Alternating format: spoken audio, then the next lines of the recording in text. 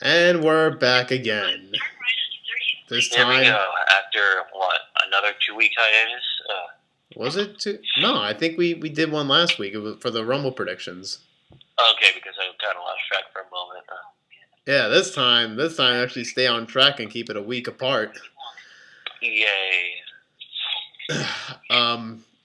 So the Royal Rumble happened last weekend, and oh man, do we need to have a little talk about this? A little talk. Well, I know it. I'm being, ironic about it.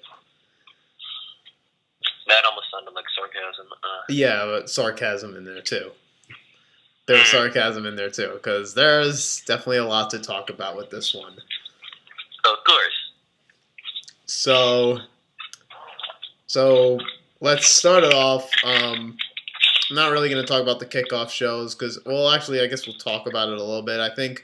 Well, I didn't watch it, but I know that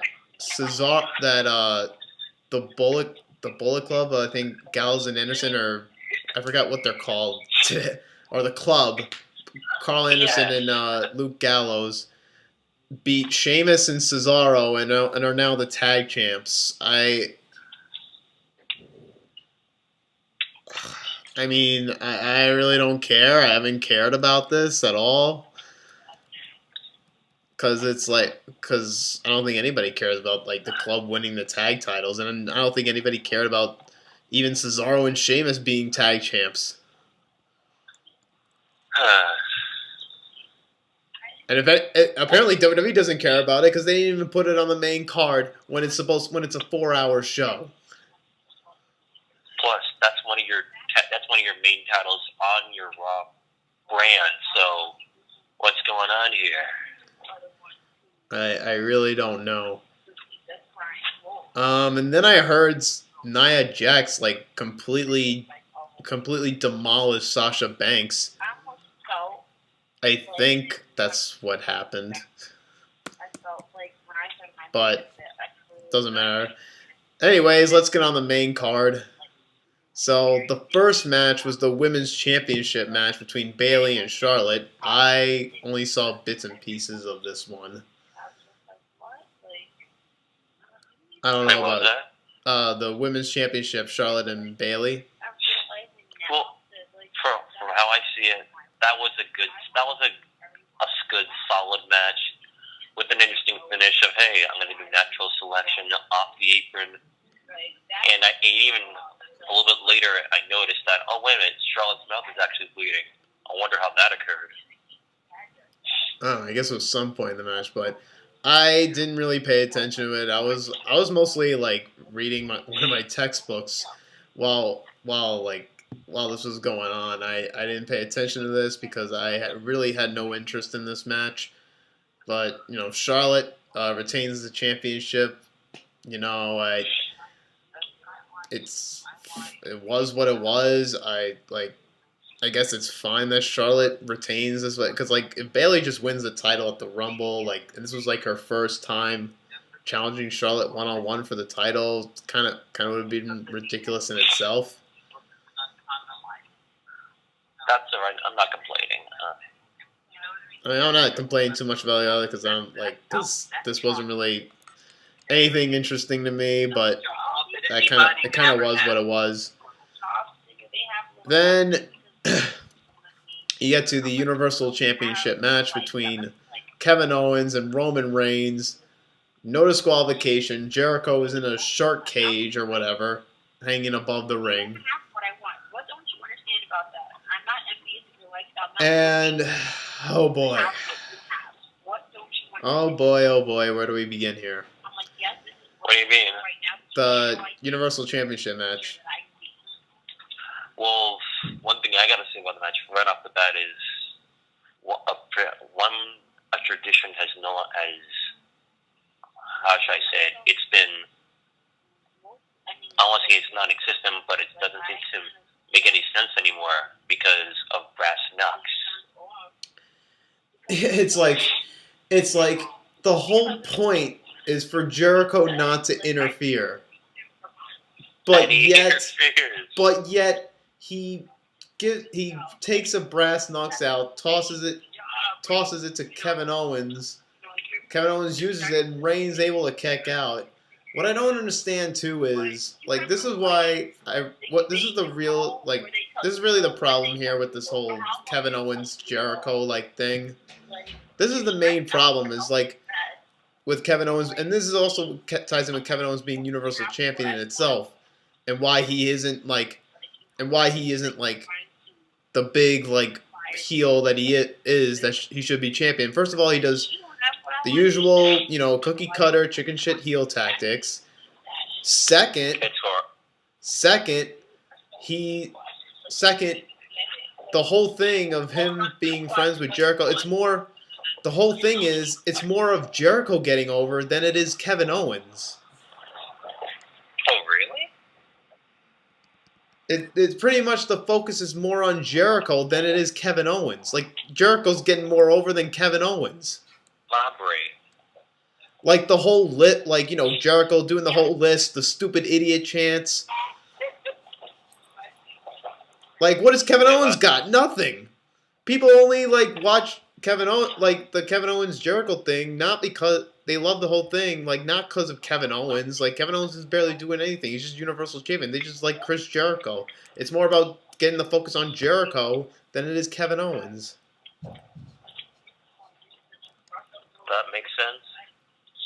But at the same time, it should be the exact opposite because you want to focus on the guy that has the Raw, the main championship on Raw, but yet they focus it on the best friend Jericho. That's what's also wrong about this. Like it's supposed to be Jericho trying to get Kevin Owens over, but it's the exact opposite now. With this, I have no comment. Wow, no comment at all. Well, in a sense, because what Jericho has been doing since 2016, he's gotten the smallest of things over, from his scarf to the word "it." I know I know this is what's so stupid now. It's just like people are cheering for whatever Jericho says. It's like okay, not every he's great, but not everything he does is great. These are just people trying to find excuses to watch Raw or to watch whatever. It's sad. It really is. I never really thought of it that way. But then that's not even the stupid part. So what kind of makes sense here is to have Roman Reigns go over and to kind of end this whole thing. So as soon as Roman Reigns is about to finish off Kevin Owens, out comes Braun Strowman out of nowhere, beating the holy piss out of Roman Reigns, and then having Kevin Owens cover him 1, 2, 3 and retaining the Universal title. I was like, whoa, okay, that was interesting. Okay, I guess we can get a good storyline out of this. At the same time, though, what does this help Kevin Owens? Again, he has to have help to win a match. How does that make him a credible heel champion? It really doesn't, because Kevin Owens, just looking at him, just knowing what he's capable of doing. Yeah, it's like why does he need help? Look at the guy's size. Look at what this guy could do. Why does he need help beating a guy like Roman Reigns? Creative. That's all I gotta say. That's why I just don't like this whole Kevin Owens heel run as Universal Champion. I thought it was gonna be something good, but of course it's just nothing. And I just wish they'd take the belt off him sooner. And I hoped it was gonna be at the Rumble, but apparently that was not the case. Nope, not whatsoever. If only everybody would just look back at some old tapes from 3 years ago back in NXT with Kevin Owens. It's so stupid. So then you get to the Cruiserweight Championship match between Rich Swann and Neville. I kind of saw bits and pieces of this too. You have Neville win the Cruiserweight Championship, and it's all right, I guess it's okay for Neville to be Cruiserweight champion. It's his first championship on the main roster. But at the same time, it's like he should be a babyface holding that championship. He should not be a heel. Oh, it's that. Wait a second. What I said is it's fine that Neville is Cruiserweight champion now, and that he has the belt, but at the same time, he should be a babyface doing this. Yep, it makes sense. He should not be a heel. I'm still alright with the heel turn. I'm not sold on it. The guy does not sell me as a heel. Like, he's naturally a babyface. Yes. Like I said, there's some people who are naturally good as a babyface, and that can only do babyface. Like, there's people that could just do heels. And there's some that can do both. Obviously, yeah. But whoa. Oh, what were you gonna say? I was gonna say, to take a guess as to what Neville's character is as a heel, I think of it more as someone that got held back or screwed over, and now he's trying to get some type of retribution and has something to prove. But at the same time, how many times have we seen this in WWE? How many times have we seen this with other guys?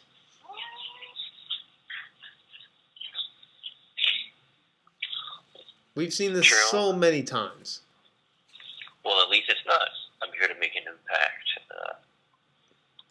Yeah, but still. It's still like a large amount of times we've seen this before.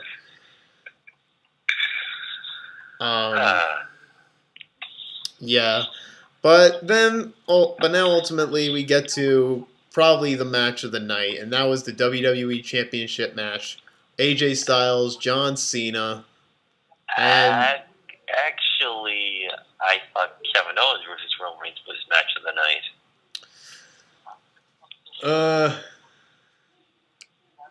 Not for me. Not for me. Well, okay, that's understandable, but I like the ring work that Owens and Reigns did, especially that chair spot on the outside. I mean, okay, but that was a spot. A spot doesn't make a match. Yes, including the other spot where Kevin Owens is dangling off the cage and Roman Reigns goes for Superman punch on him. Yeah, but at the same time, they kind of already did that with Jericho on Raw, on one of the Raws, I believe. Then I thought of OTR Central for the moment. But this, I think, was a better match than Roman Reigns and Kevin Owens, Cena and AJ Styles. All right, so I'll say this: this wasn't as good as their match at SummerSlam, but it was still good. It was still watchable. It was still a great match. Well, the reason it was a good match for me, well, sure, there was good in-ring work, but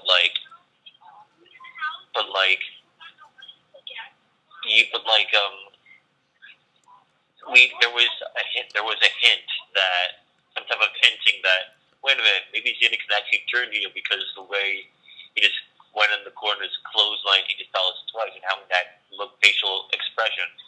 So it's like, okay, this is unusual, Cena. What's going on here? We've kind of seen that before out of Cena. Nothing really happens after that. I know, but it's very rare that we see something like that. Yeah, but still, it's kind of nothing new out of Cena. He's done that before.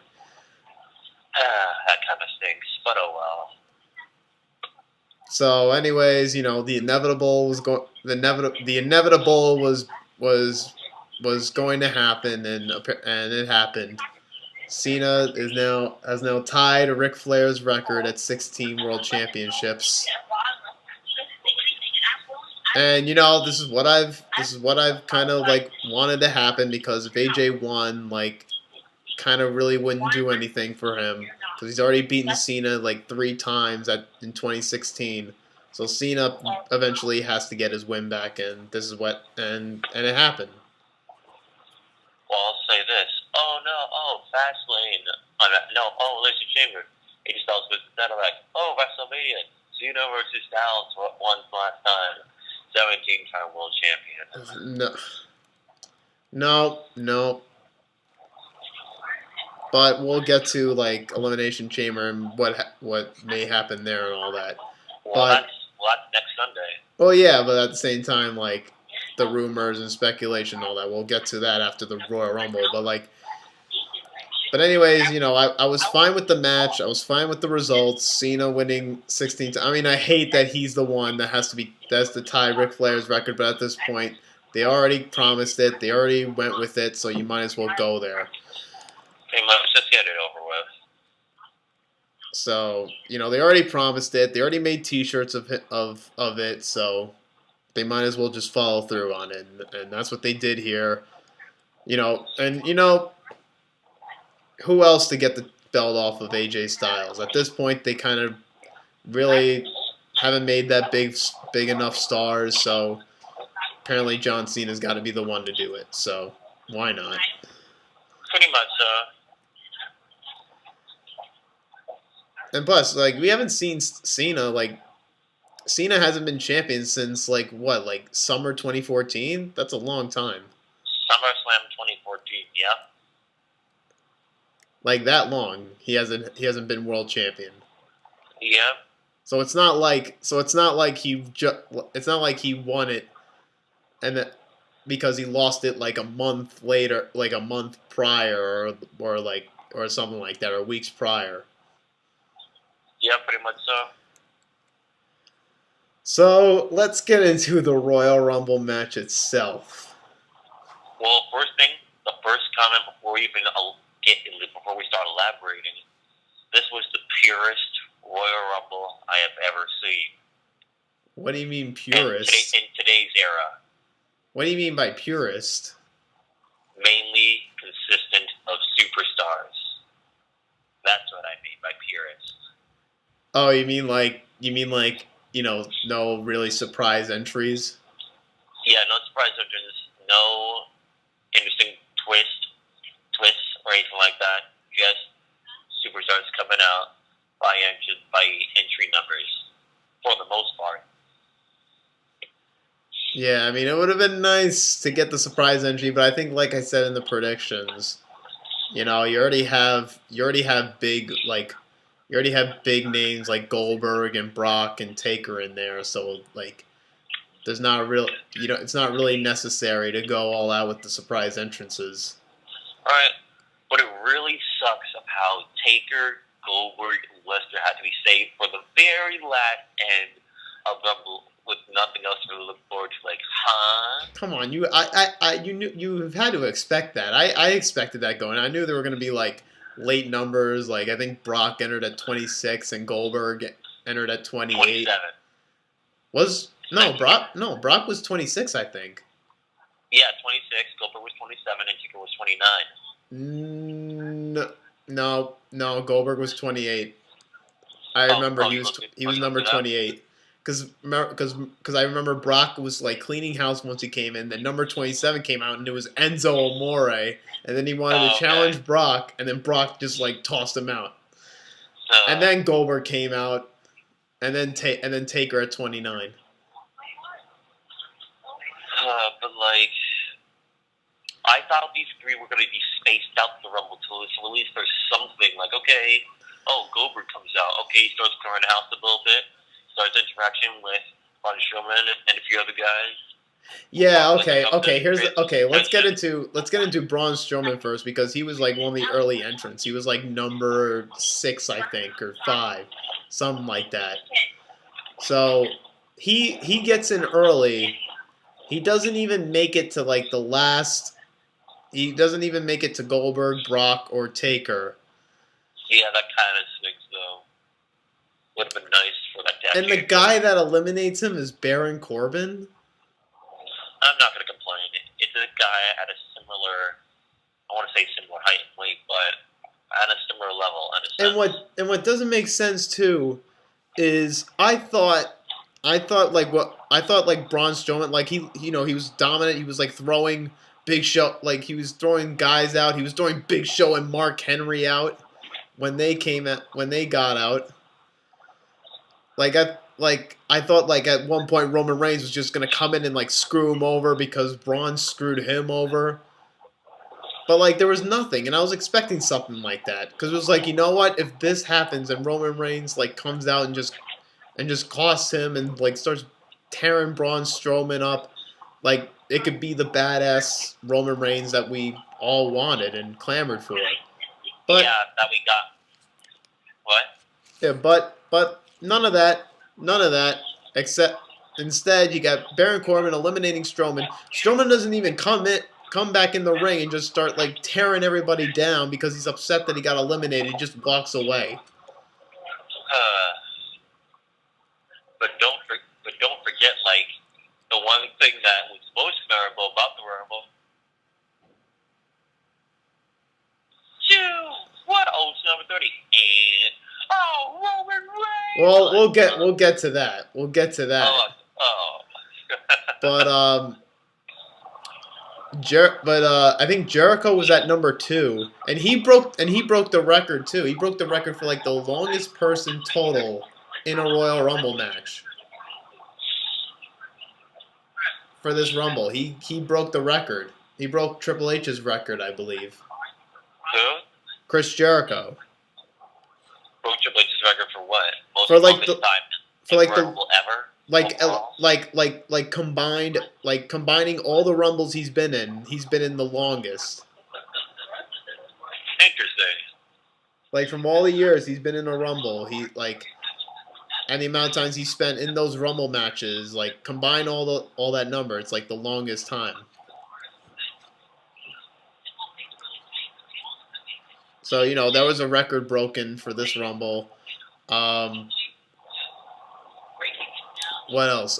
So yeah, Strowman gets eliminated, and then I thought it was really funny. I think it was Jack Gallagher, that guy with the umbrella.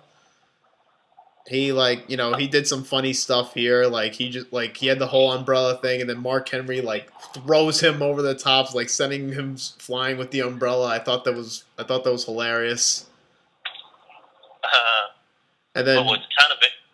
Oh wait, well no, never mind. What were you gonna say? I was gonna say what was kind of interesting was, hey, happens every year. How is Kofi Sanchez the Royal Rumble? How is he gonna escape elimination this time? Which was fun. Like, oh wait, I'm on the top post. Oh, it's gonna be almost broke the chin or bumped the chin, and it's climbed back up. Sure, that was an alright spot.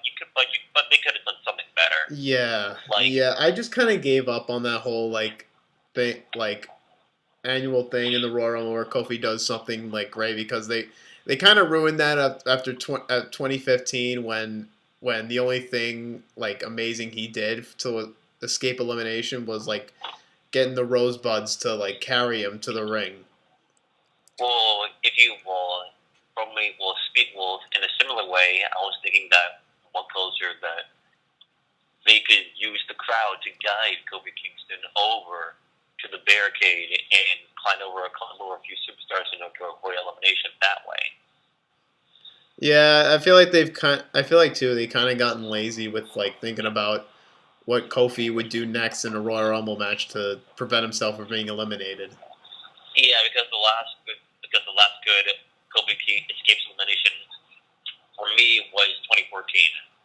Yeah, I'll agree with you on that one. So yeah, then another funny one was James Ellsworth entering the Rumble, and how Dean Ambrose was like encouraged him to go in, and then he was like, I'm gonna go in with you, and then he doesn't go in with him, and Ellsworth just gets in the ring, and then he gets like thrown out by Strowman or something like that. Strowman just like really destroys him and just throws him like clean over the top rope. Yeah, but it would have been funnier if it was actually Goldberg instead of Strowman. Yeah, like it would have been funny if like Strowman or like Ellsworth was trying to hit Goldberg are trying to attack him, and Goldberg's like, nah, man, this ain't ending well for you. But yeah, it was what it was. I was fine with it either way. What else happened? So like Jericho lasted throughout like almost the entire Rumble. I think he made it to like the final four. I think he was like he was like way over there. Yeah, and he made it all the way to the final four. Yeah. So as I mentioned before, at the end of the Rumble, well, we actually had like some surprises too. We had like an NXT surprise. Ty Dillinger entered at number 10 because that's his number 10. Yeah, that was good. That was interesting.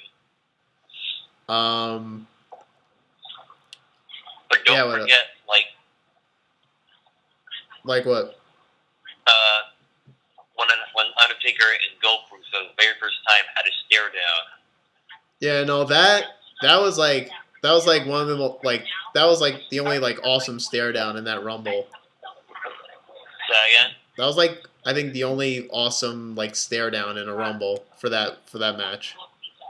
Yes, because I want to say that match was overdue, but no, I'll say it was overdue. Like they should have done this match during the invasion angle.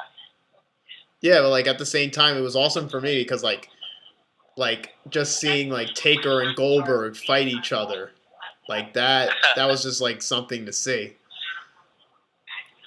But we'll get to Taker later. But like so Brock comes in at 26, like I mentioned. He destroys everybody. He destroys Enzo Amore when Enzo tries to challenge him. Brock's like, bro, really? And he just eliminates him.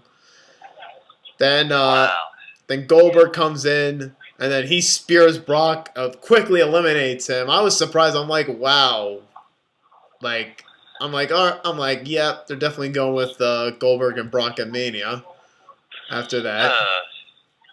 Yes, but when Goldberg came in, it's like, oh, spear, and then eliminate Brock. Wait, what again? Yeah, I was like, oh my god. Oh my god, they're really going with Goldberg, like being the one to be like, being the one only one to like completely fuck up Brock at this one. But we all know where it's headed though. Like eventually Brock's gonna like get his at Mania. It's like it still bothers me. Like, oh, next day on Monday Night Raw, I'm gonna one more time Goldberg. No, you don't need to do the match. You don't. Yeah, you really don't. Really don't. But yeah, then we get Taker, and it was kind of sad to see Taker this way because he looked really stiff and really like he did not look that healthy, man. I hated to say it, and I hated it to like see this, but he did not look good. Oh, I did not notice him. You didn't notice how bad he looked? Well, Taker looked alright. I was told that he was slanting a bit. Yeah, he could like when Goldberg speared him, Taker got like hurt. Apparently, he didn't have enough time to like heal his hip after the surgery. Apparently so. Plus, it's kind of like I was told that apparently Taker still needs hip replacement surgery, and he needed that surgery ever since '98. Yeah, that's what I read too about it. But yeah, it's really sad to see that from Taker, especially like with us who have been watching him for many years. Sad to see him this way. I know, right? I at least believe that Taker, as with all that he's been through, as a veteran and a wrestler, that he would better himself like this. I know, but I think like WWE just, I don't know. I really don't know. Like I hope. Like I hope if he's wrestling at Mania this year, I hope it's his last one because I don't think he could go anymore. I really don't. as I've already said before, that Taker's last match should have been at 28 against Triple H and not really go any further. I know, really should, but just WWE refuses to let him go, or either WWE refuses to let him go and retire, or Taker like wants to keep going and all that. Taker wants to keep going. It's not WWE's choice, and it's not WWE's decision. Taker wants to continue wrestling. Apparently, I don't know how Taker wants to keep wrestling. It's just he just does not look good. He does not look like he's in like the shape that he used to be in. Plus, we can clearly notice the gut as well. Yeah. So, getting off of Taker, you have Taker eliminate Goldberg. And then even the choke slams he did during the match didn't even look that effective. Just looked kind of weak. Yeah, it's just like he just couldn't like I don't know, he just couldn't make it look strong. Speaking of making stuff look strong, you got number 30 was about to come out, and obviously everybody thought that everybody thought it was gonna be some surprise entrant, or it was gonna be Finn Balor, or it was gonna be Samoa Joe, and I was really interested to see, or maybe Kurt Angle if it was possible, and I was willing to see like where they were gonna go with this. So it was 3, 2, 1.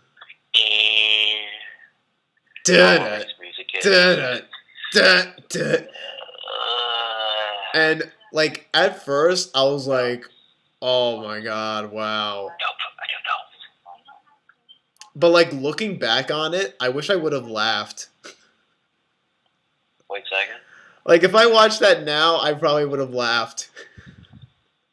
Cause just the excitement on everybody in the arena, just like wondering who 30 is, and then it's Roman Reigns, and they start booing the shit out of this thing. Oh my god! I know it's bad. It's really, really bad. Like if you look on you, like this week, I've been just watching YouTube of people reacting to Roman Reigns entering at number 30, and just like people's faces when they see that it's Roman Reigns, it's the funniest thing I've ever seen. Like there's literally this one dude. He's recording himself at the event. He's like smiling, he's excited for number 30, and then Roman Reigns music hits, his smile completely goes away, and he's like depressed or mad.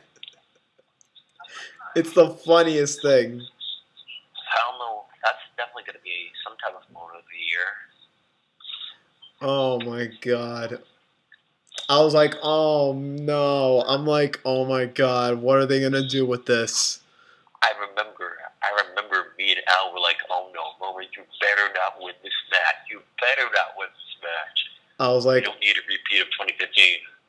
I was like, as soon as Roman, I'm like, me personally, I probably wouldn't mind this too much, but if they actually do this, the crowd is going to flip its freaking lid on this show. And like if they want to repeat what they were doing in 2014 and 2015, they were going to go with Roman Reigns. I was hoping they weren't going to do it. Well, speaking of 2015, the Royal Rumble's going back to Philadelphia. Yup. Yeah, I know that. Hopefully. They just love the Philly crowd. Say again? They just love that Philly crowd, apparently. Hopefully WWE learns their lesson or does something better, because So you have Roman Reigns come out, and then him and Undertaker are going at it, and then Reigns eliminates the Undertaker. I'm like, oh my god! At first I'm like, either WWE is really stupid, and either WWE's really either WWE wants to keep him as a face, but are doing a piss poor job at doing it. Cause from what they did with him eliminating the Undertaker, do they really expect people to still be cheering for Reigns after that?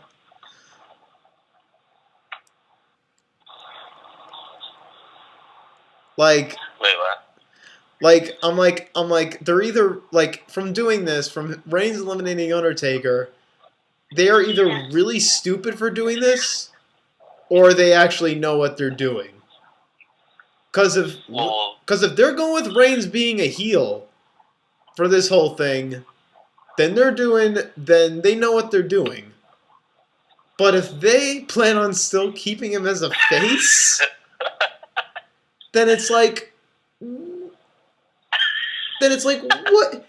How do you expect people to get behind Roman Reigns once he did this? Like, no. bruh, what is They have to going be through your cheering. mind? You actually think that people are still going to be cheering Roman Reigns after he eliminated Taker? No, they clearly had to be turning Roman heel. They really have to at this point. They pretty much made him a heel here at the Rumble. It's pretty clear in day that they're making him a heel. There's no way they could still keep him as a babyface, like for real. Unless Roman on Raw, I can't remember, came out smiling and happy, like, okay, something's alright. Like you saw Roman when he eliminated Taker. He said to Taker, like, "This is my yard now." How is that How is that not being a heel? Yes, possibly. Like, no, I don't want to see Taker versus Reigns at WrestleMania. I really don't. I mean, here's the thing. Like, match wise, I don't know how this is going to be match wise if they actually go with Taker and Reigns, which just looks like that's what they're doing after the Rumble. Like, how could you not think that they're doing Reigns and Taker at Mania? Well, I'm just gonna say this right here, right now, going into WrestleMania 33. It's like this is the first time in a while, maybe the first time ever that, oh my, we're seeing a WrestleMania card evolve, become a WrestleMania card filled with matchups that we don't want to see, or just displaced matchups. Like, okay, these two should be facing. It should be a totally different way. Like, I don't understand what their deal is with not having Cena and Taker. Like, we really thought it was going to happen this year, but like, why are they not going with it again? Like, what are they so afraid of? At least another 15 to 20 minutes. Like, why are they not still going with Cena and Taker? Like, we always think this is going to happen, but then they're like, oh, no, last minute change. Like, I don't care. Like we always think every year, Cena and Taker, Cena and Taker. And we thought it was going to be it this year, but again, they back out of it. Why do they keep backing out of that idea? Two of your biggest superstars in the company, we want Taker to look weak. It's like that's a money make. It's like, why don't they understand that's a money maker match?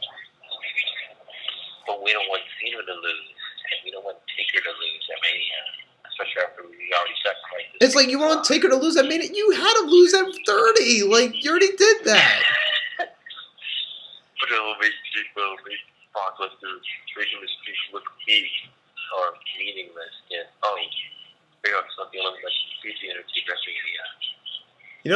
You know what's funny? You know what's funny about this whole thing? Ever since the streak ended, we have not been excited for a Taker match. Well, wait, how's that funny? It makes sense.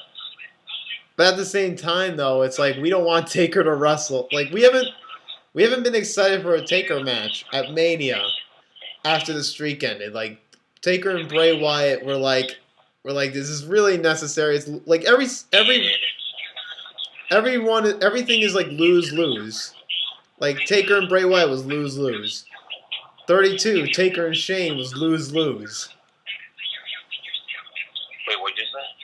It's just like everything after the the streak ended, like every Taker match at Mania after the streak ended was a lose-lose. Oh yeah, pretty much so.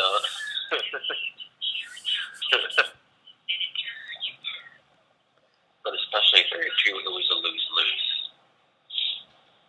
I mean, okay, WWE, you really have to turn Roman now. Like, you can't go back now. You got to turn him heel. There's no way you could make him a babyface. You expect him to be a babyface when you expect him to be a babyface when he's facing Taker at Mania? Do you really think people are going to be cheering Roman Reigns and Taker? They're going to be overall booing Roman Reigns out of the building and cheering the shit out of the Undertaker. Pretty much so. Won't pretty much be Hulk Hogan. Like, it's not even going to be a mixed reaction. It's not even going to be it's not even going to be let's go Roman sucks. It's going to be Roman sucks, let's go Taker. That's what this is going to be. Oh, that's good. That's exactly what it's going to be. Nobody's going to be cheering for Reigns at Mania. They're all going to be for it behind Taker.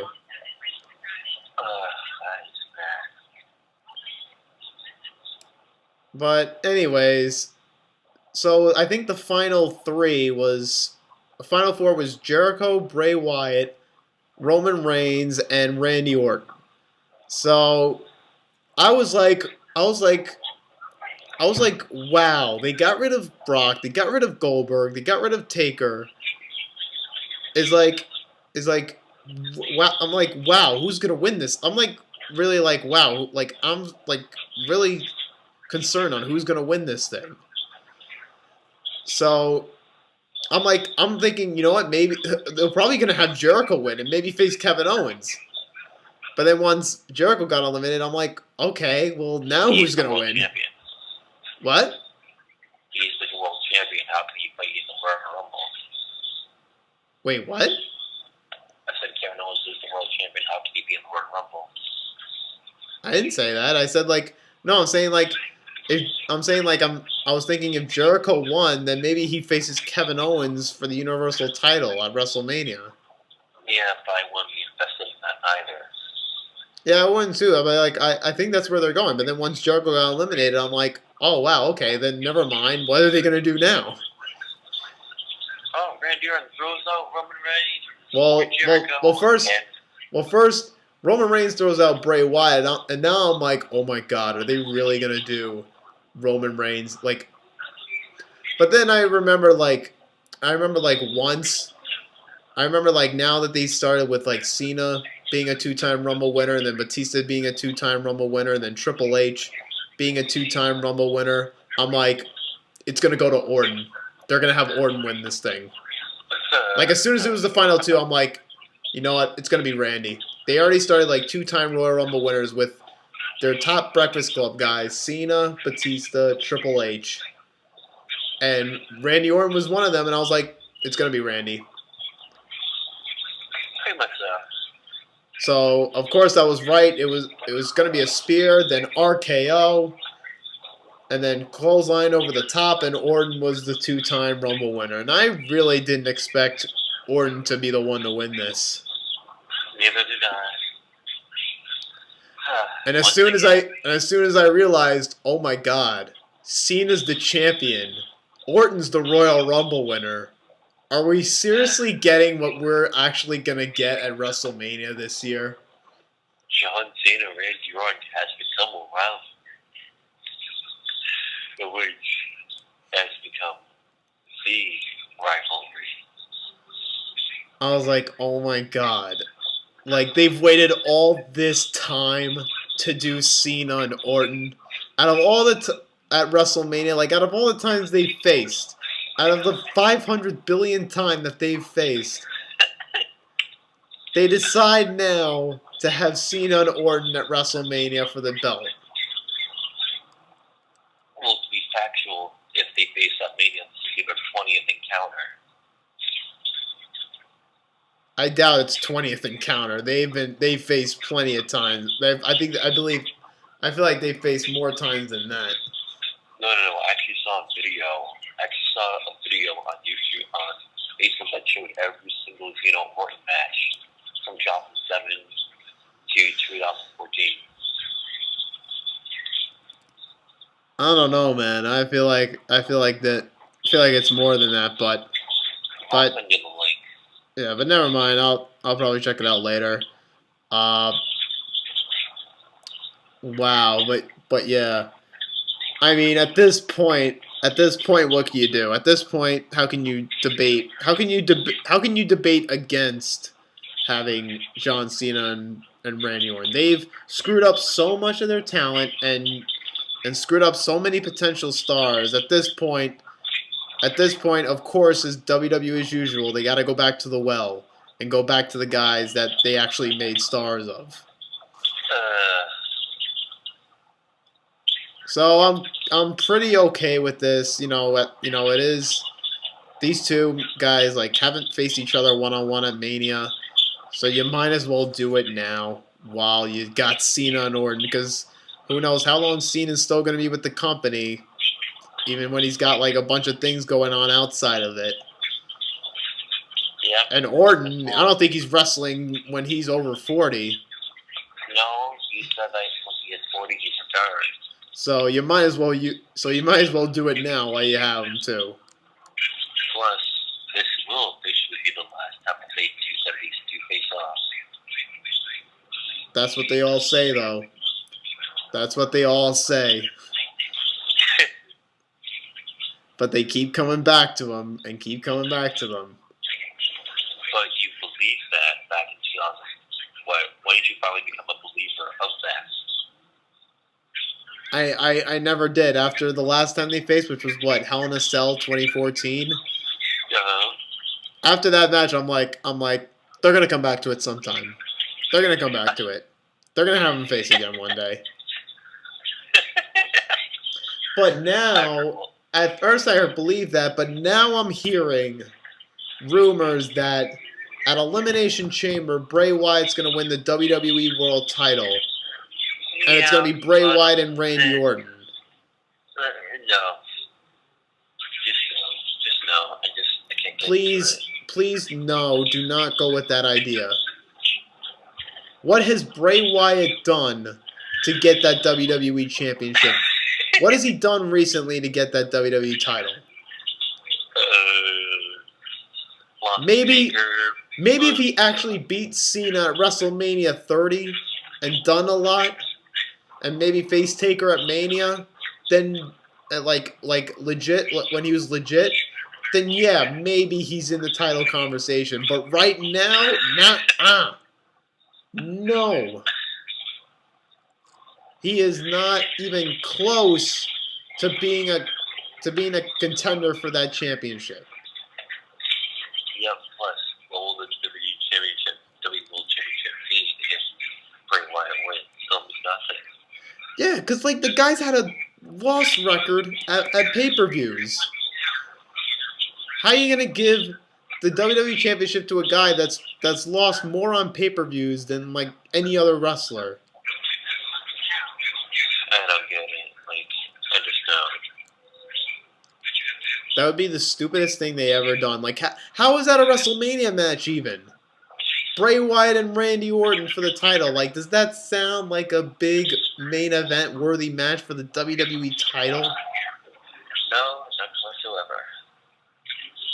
At the end of the day, it's Cena and Orton. That's the big money. That's a bigger money draw than Bray Wyatt and Randy Orton. As much as I hate to say it, it's a fact. It's a fact. As much as I hate to say it, Cena and Orton is the bigger money draw than Bray Wyatt and Randy Orton. I was gonna say, did you just quote Kurt Hawkins right now? How did I quote Kurt Hawkins? Because he said that's a fact. Oh well, I didn't mean to, but I'm saying it is a fact. Pretty much so.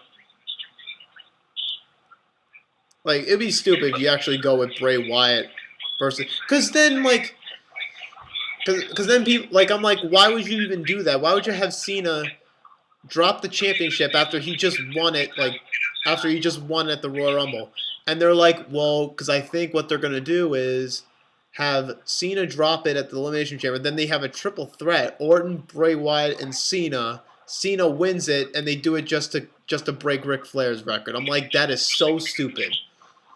Yeah, it really is. I'm like, you know what? WWE would do that. Would do that shit. And it is a shame. It really is. I hope they don't go there. Just have it be Cena and Orton for the title at Mania.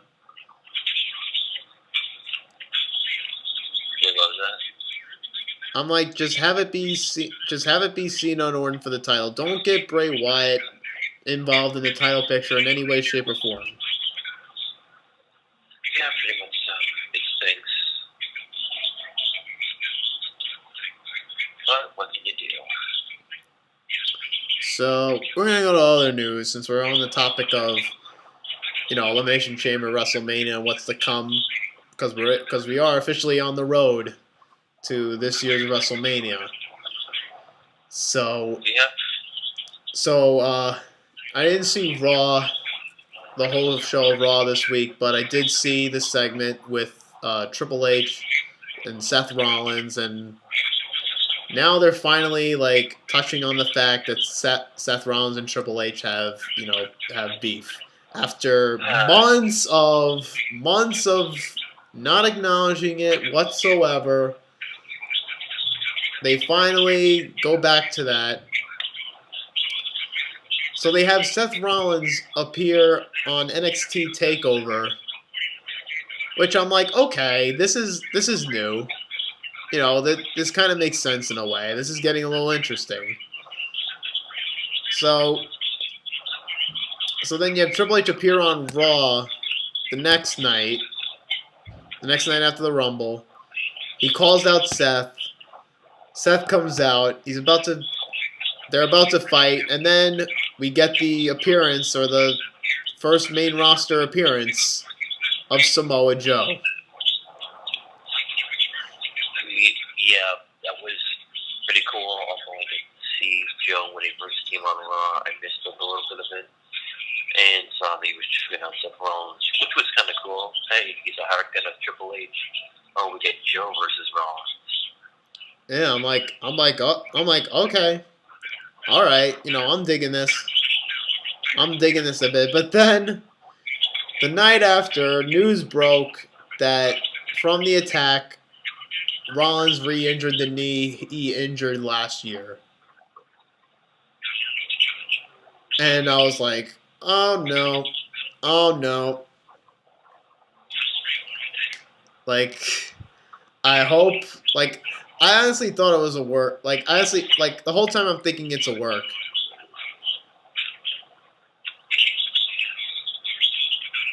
And that they're just playing this off, as a storyline. But I don't know at this point. I don't know. Yeah, I don't have much to say either.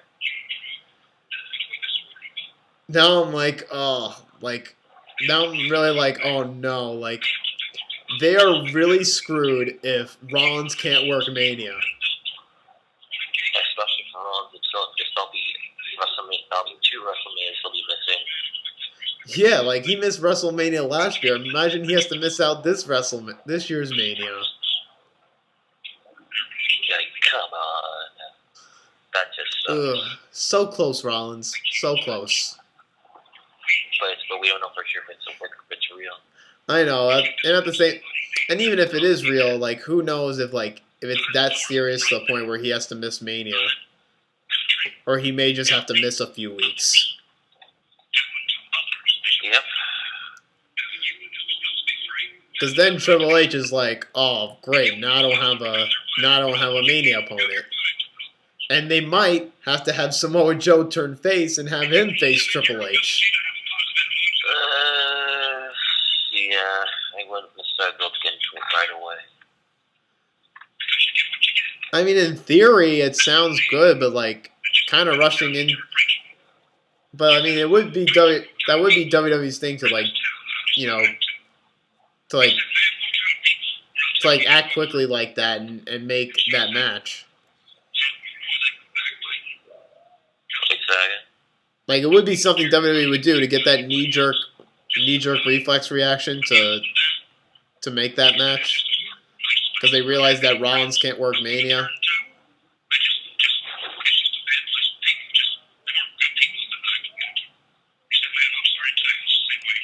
I mean, at this point, you know, only one could wonder if Rollins is legit hurt or if Rollins could work Mania or not. Pretty much so. Hell, there's even speculation if Taker's going to be healthy enough to be at WrestleMania, if he could face Roman Reigns. So I feel like this whole planning of Mania is just one big mess.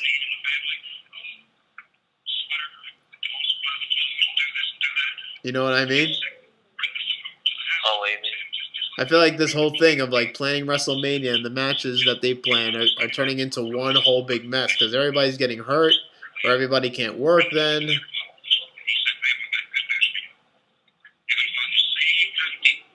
Like I feel like things are just going to shit for WWE when it comes to like what they plan for WrestleMania. It's bad. It's just bad. And the way like they're going with it is just like it's just really crazy. Like we really think it's one way, and then they just go into a completely different direction for some. Just when we think the logical way to go about it should be that way, and it's gonna happen, and the original plans is gonna happen, but then Vince, for some reason, changes his mind and goes in a completely different direction, and it's not even as good.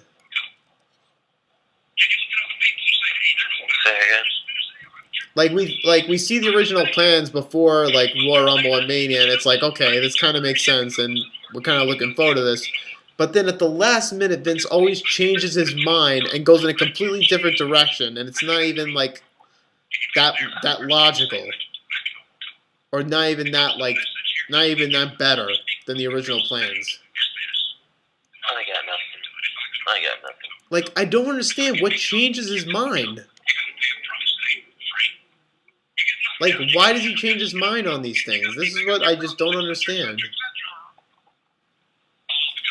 I just got nothing. Like, I don't know what to do.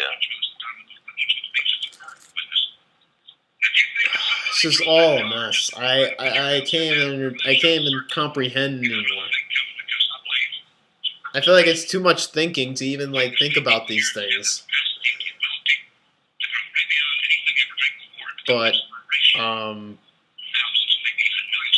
But yeah, SmackDown also happened this week, and I believe Styles is. Oh yeah, for some reason Luke Harper is now a babyface, and now he's turned against Bray Wyatt and Randy Orton in the Wyatt family, and I think they had a tag team match on SmackDown.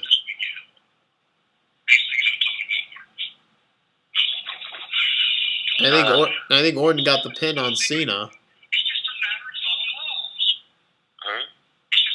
I think Orton pinned Cena on SmackDown in a tag match. Oh well, it's what it is. And I don't understand the whole Luke Harper like turning on Bray. It's like, I don't know. I'm not with it.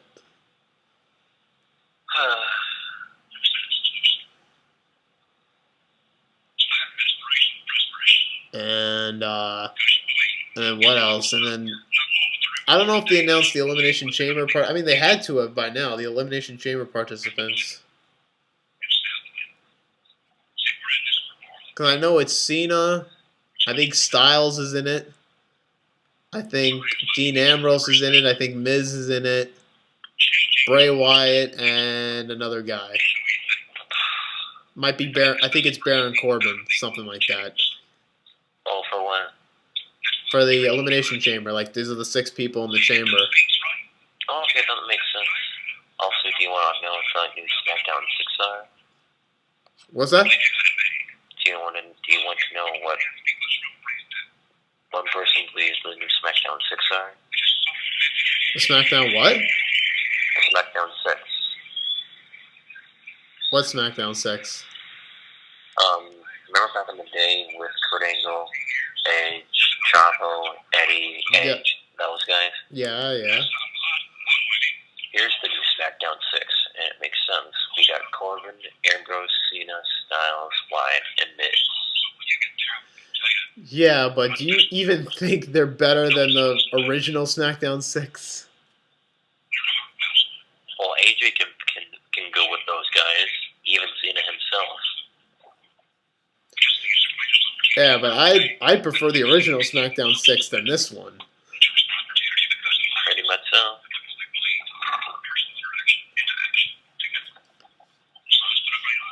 But yeah, and I think also Naomi's got a shot at the SmackDown Women's title. I know Jay's happy about that. Huh? I'm saying I know Jay's happy about Naomi getting a shot at the SmackDown Women's title. Yeah, but she's not winning. Yeah, no. Yep. Hate to crush his dreams, but she's not winning. Shattered dreams as set by Goldust.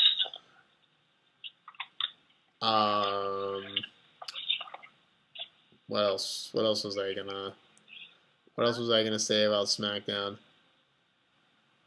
Oh yeah, they're gonna have like a tag team turmoil, I think, at the Chamber for the tag team titles. This is again like why should we care about American Alpha being tag team champions? They're not being featured that well. They're not getting like backstage promos or interviews. Like they're not getting storylines. Like why should we care about them?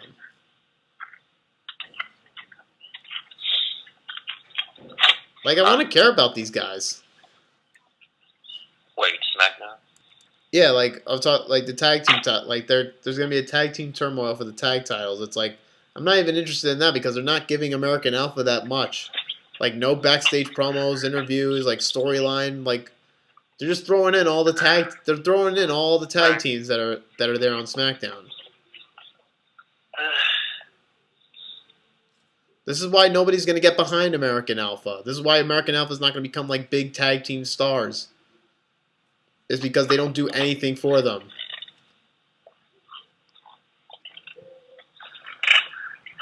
And they're the SmackDown Tag Team Champions. Like, really?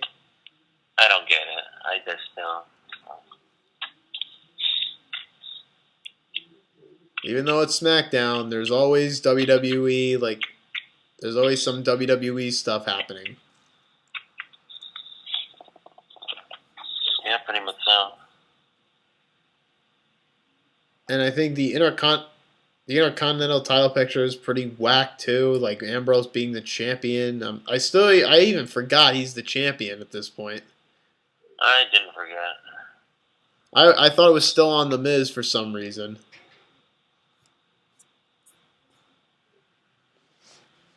But yeah, that's kind of all I could think of SmackDown. But other than that, it's like. It's just like I hope things get better before WrestleMania. I hope they better do something to like intrigue us into this year's WrestleMania. Second. I hope they could do something to like intrigue us and catch us and give our attention to like this year's WrestleMania. Well, that's what they do every year. Let's see what happens. Because so far, it's not looking that well. Unfortunately. And it's also like, who's Kevin Owens' opponent going to be for the Universal title at Mania? And maybe Balor if he comes back before Mania, which I'm sure he will. Wait a second. I'm saying like who Owens' challenger going to be for Mania. It'll probably be Balor if he comes back. Which I'm like wouldn't be surprised. Yeah, and then I just saw from OTR Central that The rumored WrestleMania card looks like doo-doo. Yeah, no kidding. Or they have Owens versus Jericho, or they have Owens versus Strowman. All right, probably not Strowman, but maybe Owens versus Jericho. Like, I don't know. Either way, it ain't gonna be that big of a draw for Kevin Owens. I don't know. I just don't know what to say. It just looks so bad right now. I don't even know, man. What do you do? What do you do? What do you do?